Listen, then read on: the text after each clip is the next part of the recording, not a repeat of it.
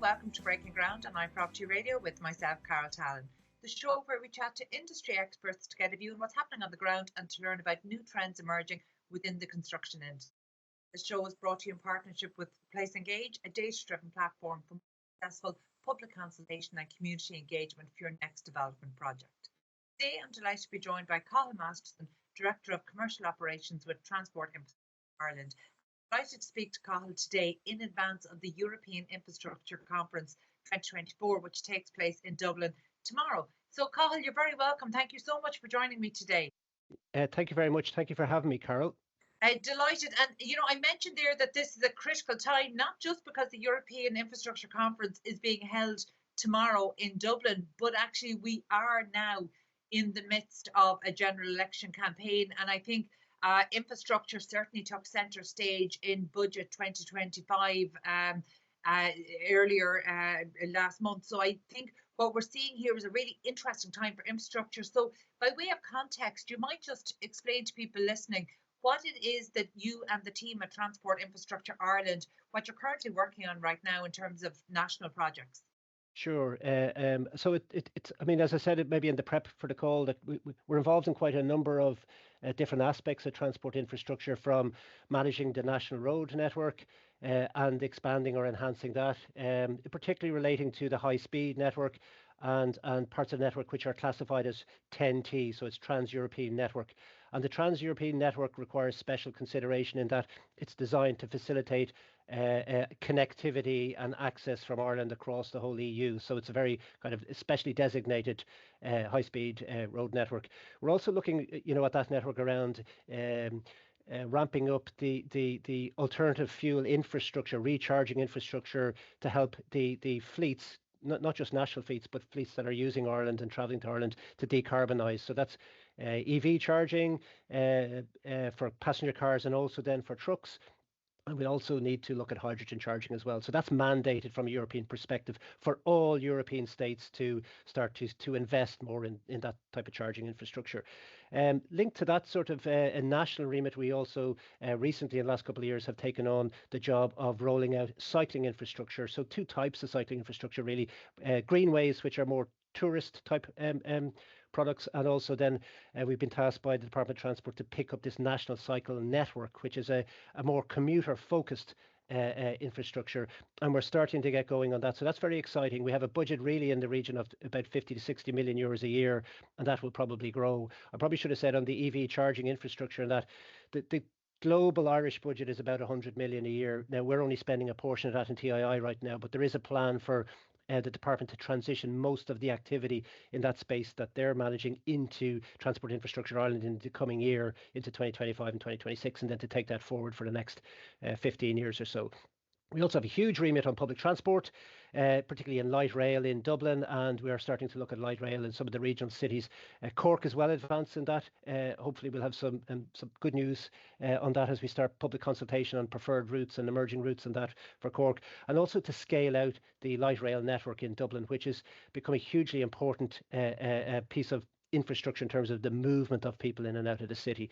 And recently we celebrated Lewis's 20-year-old birthday in Dublin, and that was met with a lot of amazement really at the passage of time. It does move quite quickly because I do remember when it opened. And then we're also looking at the Metrolink project as well, which is a significant scheme, an underground railway from Swords, or north to Swords, connecting right through the city. So there's plenty there, for us to get excited about, and we're looking forward to discussion tomorrow really at the infrastructure conference, really around connecting Ireland and connecting. So no piece of infrastructure should sort of stand alone. They sit as part of a network which sits in a mobility system, in the mobility ecosystem. So we're trying to play our part in that with the port companies, Iarnród Éireann, airports, and connecting all that whole piece together.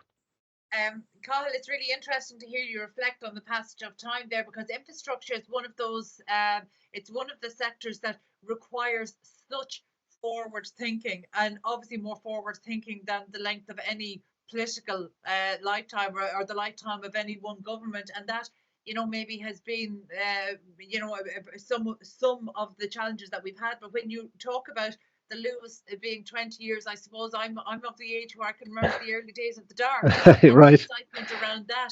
And actually then that points to a really important part of the puzzle. So sometimes when things are very distant into the future, they can drop off in terms of priority in the national conversation. So I suppose there's two things there. One is around the connectivity piece, but maybe before we move on to that, you might just reflect on the budget. So, you talked there about kind of the 50-60 million annual budget, and obviously there's additional resources there in terms of EV charging. We saw what I would have interpreted as a big or a significant commitment by the current government in budget 2025 and for infrastructure projects that seem to have cross-party support, don't seem to essentially be dependent on what we're likely to see on the outcome of the upcoming general election. But in terms of the scale of investment, the budgets allocated now, are they sufficient? Well, I think the thing that's sort of setting the scene for TII as an agency is really the National Development Plan, and these plans are developed with a longer term horizon, and then they're periodically reviewed. So we are expecting that the current NDP, which we're tasked with playing our part in delivering, on the light rail and the road and the Metrolink and cycling infrastructure and that NDP, we're at a sort of a midpoint in that, and there's a significant increase in investment signaled in that NDP going forward. We're expecting that carries through into the next government. Obviously, different governments will have different priorities, which we will totally respect, and ultimately we'll deliver, what we're asked to deliver. But the need for the infrastructure, the need for the transport infrastructure in Ireland isn't going away. Like, population is growing. One of the things that I'm keen to explore tomorrow in one of our panel members will be zoning in a little bit, not just on population growth in Ireland, but also on employment growth. And employment growth is interesting because it drives transport demand much more than population growth does. It also significantly drives housing demand as well. So, and the link between transport and housing is very, very important for us to start to, I think, reflect a little bit more on what we've done well, but what we haven't done so well as we drive it forward. So the phrase, which was, to be fair, in the national planning framework last time round, and we're focusing more on next time, is that transport orientated development is investment in transport schemes that can create more density in our urban areas and facilitate growth and more compact growth in urban areas. So light rail is the classic example of that, as is heavy rail investments, which Irish Rail will be looking at, and projects like Metrolink.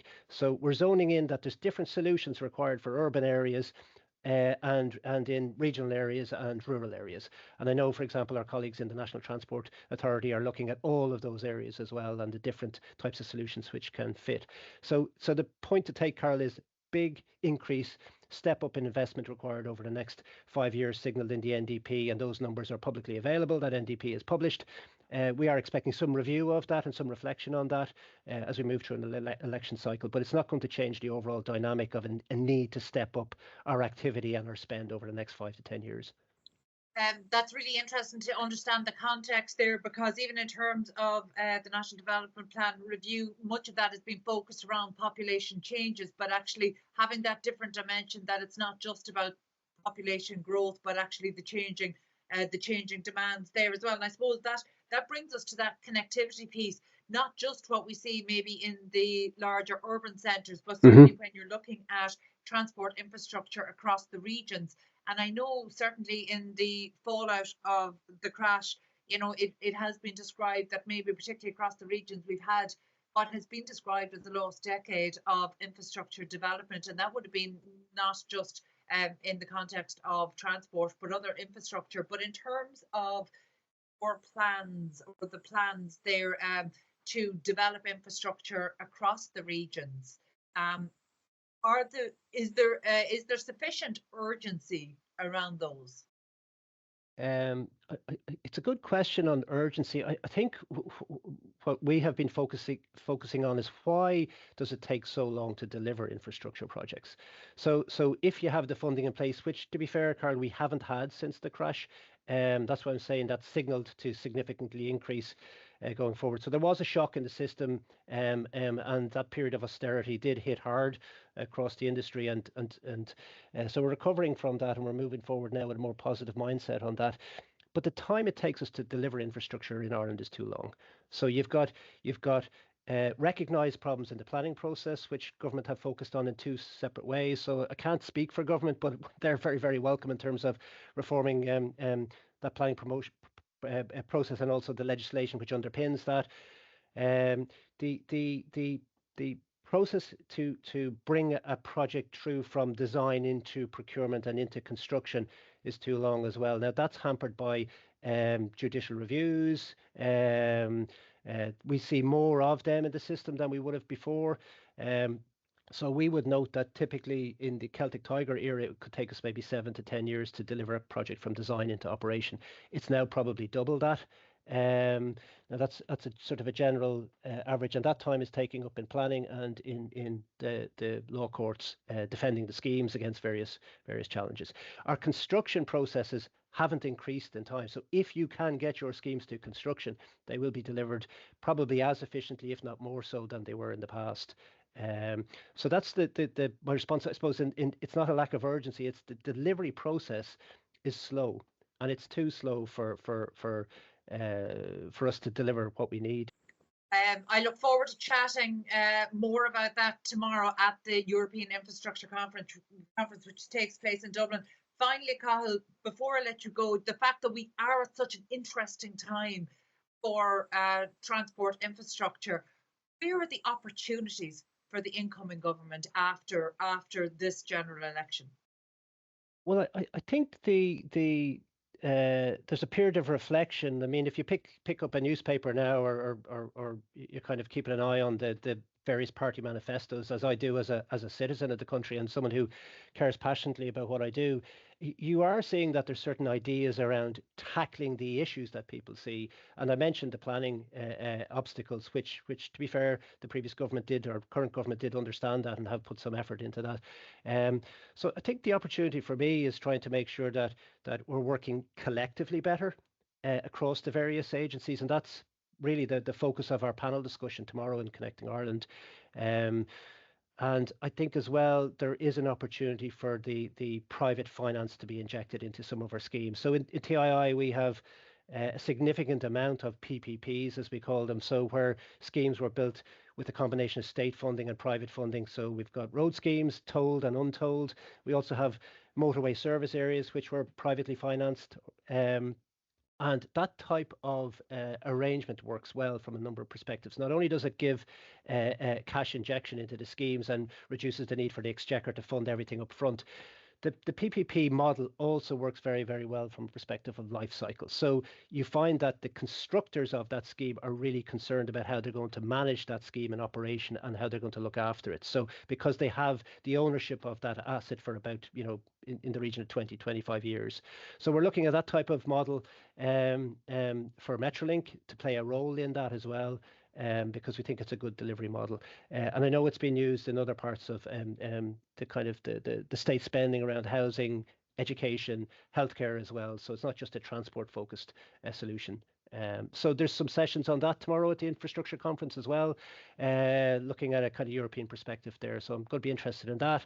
And then we do have colleagues coming in from I think from the Dutch, Belgium, Portugal. So we're interested in having a discussion like that, because quite often our challenges are similar, although the solutions that are applied in different countries will be different. Super. Cathal, thank you so much. I look forward to catching up with you tomorrow. So that's at the European Infrastructure Conference 2024. Apologies to people. My understanding is that conference is sold out, but we'll make sure, because we know this is such an important topic at such a critical time for Ireland, we will make sure that as many of the insights that come up in the room tomorrow do get shared across social media and otherwise, because I think it's, again, so important, and we want this conversation to be as broad as possible and to bring as many people into that as possible. Cathal, thank you so much. That was Cathal Masterson, Director of Commercial Operations with Transport Infrastructure Ireland.